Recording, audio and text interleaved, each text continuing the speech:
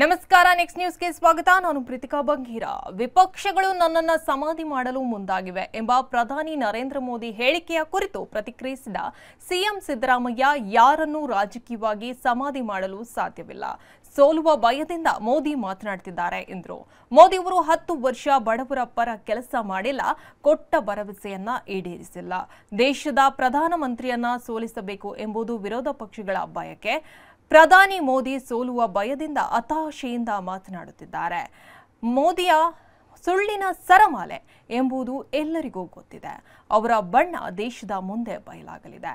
ಈ ಹತಾಶೆಯಿಂದ ಈ ರೀತಿ ಮಾತನಾಡುತ್ತಿದ್ದಾರೆ. ಇವರ ಎಮೋಷನಲ್ ಮಾತುಗಳು ಜನರಿಗೆ ಗೊತ್ತಿದೆ.